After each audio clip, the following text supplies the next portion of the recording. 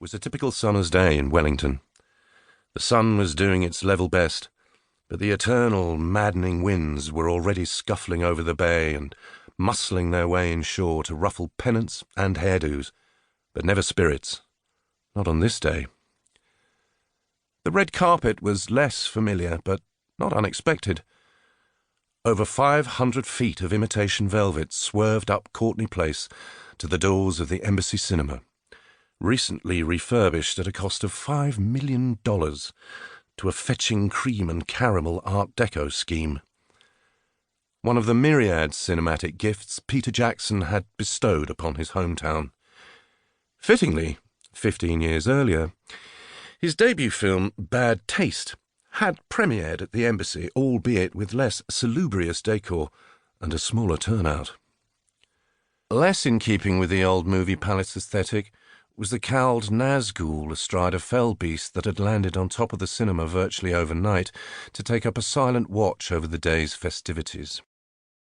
That full-sized model, or maquette, with its great scooped neck and outspread wings, sculpted by the imperious talents of Weta Workshop, still exists. Like so many Middle-earthian relics, it has been squirreled away for posterity in one of Jackson's dusty warehouses, the mines of Moria of the Upper Hutt Valley. Jackson might have to still undertake the mandatory global press tour on behalf of his new film, with its procession of glad-handing and crowd-waving, but he had been adamant that the official world premiere for The Return of the King was to be in Wellington, the city at the heart of the production.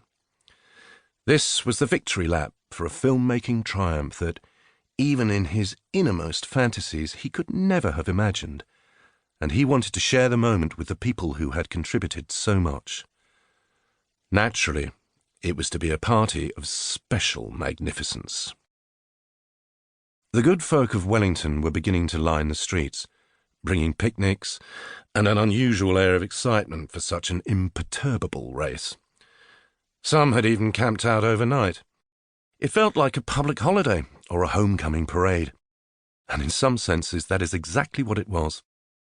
By the afternoon, over 125,000 locals were crammed 10 rows deep on either side of the streets. Quite something for a city with a population of 164,000. Their ranks swelled by out-of-towners, decreed honorary Wellingtonians for such an occasion, many wearing homespun wizard hats and elf ears, who had crammed themselves onto long-haul flights from every corner of the world just to be here on this day. You could hear the noise halfway to Wanganui. Soon enough, the stars and filmmakers would glide through the city, setting off from Parliament House on Lambton Quay in a fleet of Ford Mustang convertibles, soaking up the adoration of the crowd with a royal wave, flanked by Gondorian cavalry, enshrouded Nazgul on stoic horses, pug-ugly orcs hefting Weta-made swords, beefcake Uruk-hai, supermodel elves, and dancing hobbits trying not to trip over their outsized feet. At their head, in deference to the country that had become Middle-earth, was an outlier of Maori warriors, with florid Taumoko tattoos and waggling tongues. They might as well have been another extraordinary tribe, dreamed up in leafy Oxford, 1,000,000 miles away, in the mind of a pipe-smoking Don. When Orlando Bloom wafted past, accompanied by Liv Tyler, there was screaming of a kind that was once the preserve of Beatlemania. There exists a framed photo of the 4 young actors who played the heroic hobbits, Elijah Wood, Sean Astin, Billy Boyd, and Dominic Monaghan, that they had made for Jackson's birthday. They are in their hobbit wigs, shire garments, and prosthetic feet, but playing instruments, and posed exactly like John, Paul, George, and Ringo.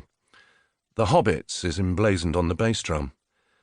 The Beatles are Jackson's favourite band, and had themselves once pondered making their own version of Tolkien's epic as a musical extravaganza. New Line had reputedly spent millions on the last official world premiere of the film trilogy they had staked their future on. What an inspired decision that seemed now. Had any